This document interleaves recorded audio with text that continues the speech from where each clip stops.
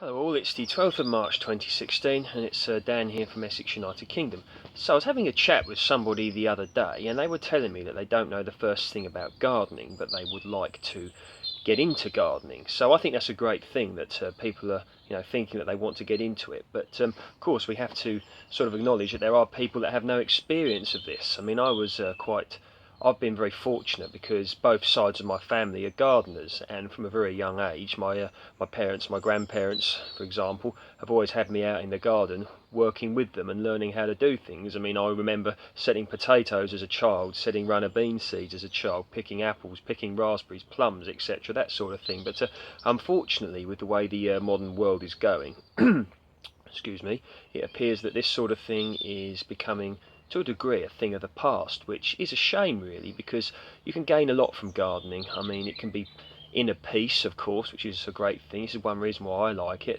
Another reason, of course, is to feed yourself. That's the ultimate goal really, if you think about it, growing your own food. And another thing about it is exercise, and of course with regards to flowers and things like that, that can satisfy a creative streak in some people. There's so many reasons that one would like to do gardening for, and even just as a break from the everyday mundane side of of going to work, coming home, having some food and going to bed. And not to mention the fact you can do so much for the environment, for the birds, bees, hedgehogs, things like that. So there's just so much to do, but people turn around and go, well, I don't know where to start. So basically, I think that a good way to start is to just start. So think of something that you like to do. So let's say you're into flowers. So what you could do is you could get some bulbs and a pot and bury the bulbs in the compost and wait for them to come up in the spring. Something like that. It's a very small start. It doesn't sound like much, but you put peanuts together and you get more peanuts, don't you? So I think that would be a good thing that you could start with, just growing some flowers in a pot. Or you could start with having a tree in a pot if you wanted. Just make sure it's on a dwarf rootstock.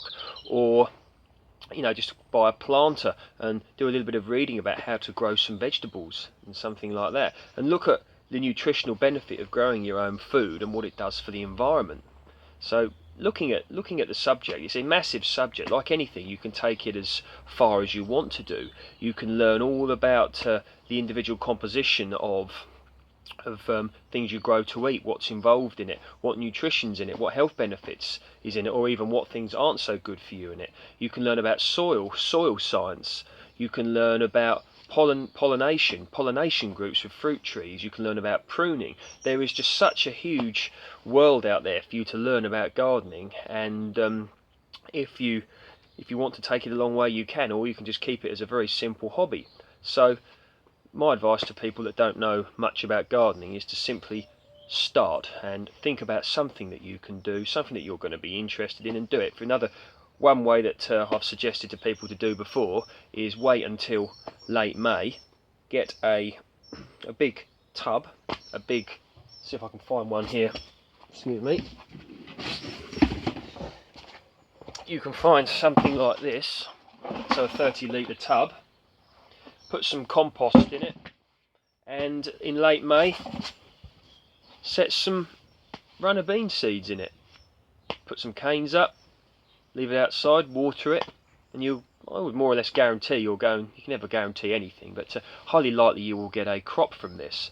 So that could be a good way to start. So anyway, enough waffling, let's have a look at what's going on. Now, looking at this, this is peach variety Dixie Red. Now, American variety, and we're doing quite well actually. So you can see buds are starting to burst, this one well and truly, and gonna have some nice flowers on it, and I'm just hoping some peaches. See, I've got it buried in this 30-litre pot because this tree is not going to stay here when I hopefully get this other project on the go soon. That's where this is going to go, but we'll have to talk about that another time. Now, of course, peach trees, I've stated this many times, but peach trees can suffer from a disease called peach leaf curl, which is highly destructive, and you really don't want it. And one way to make it far less likely to get it is to stop the tree getting wet in winter, hence why it's in this polytunnel. Of course, other things you can do is cover it up outside. As if it is outside, you can cover it up with some plastic or a carpet or something, or you can have the tree outside in a pot and then bring it in the winter in the pot, or you can spray it with Bordeaux mixture, copper sulfate, that sort of thing. But I'm choosing to do none of those things and just keep it nice and simple and leave it in this polytunnel. Now, this polytunnel leaks a little bit, but certainly no big deal. So I'm hoping, this is very bad practice by myself, leaving a leaf on there. Take that well and truly away. Going to burn that later on, because peach leaf curl can live in things like that and you really don't want it, so that's going. But hoping for peaches here. Now, see what else we've got. I'm not going to take credit for these because I didn't set these, a relative did, but in these Haxnix root trainers we've got some kale. I've spoke about the merits of these root trainers before. More kale, you can see, oh look at that, they're starting to come up. I don't know what that is, Caveo.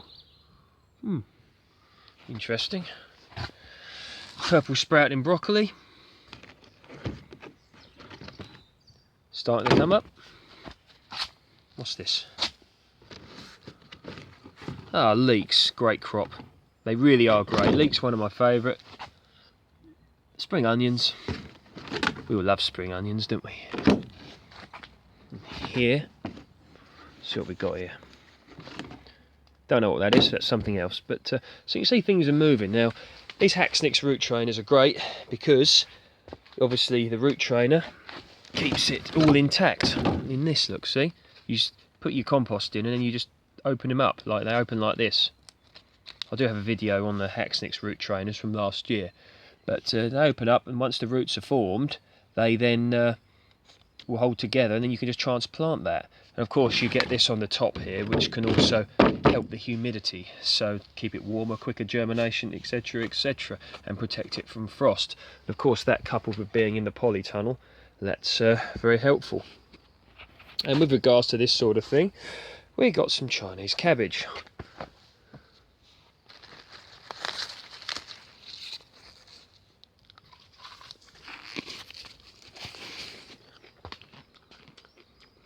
Yeah.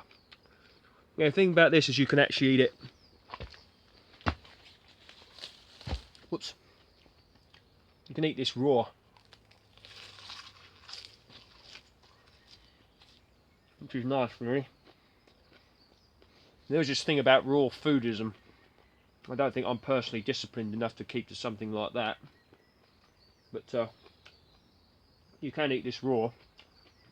It kind of tastes like a stronger lettuce. It's definitely worth growing, that is. I set these last year, you may remember. What else have we got? A Swiss chard's looking good. And these strawberries are going to be starting to come to life. So, anyway. More leeks. I hope you've enjoyed that video. I've had a few requests on to do some stuff on grapes. So, in the next week or so, I'm going to try and get to the grapevines and see what I can put up. Okay, hope everybody out there is doing well. Looking forward to, you know, the summer. I mean, it's 11 degrees today and we're meant to be in double figures all week round here. Makes you feel better, doesn't it? Okay, speak soon. Take care.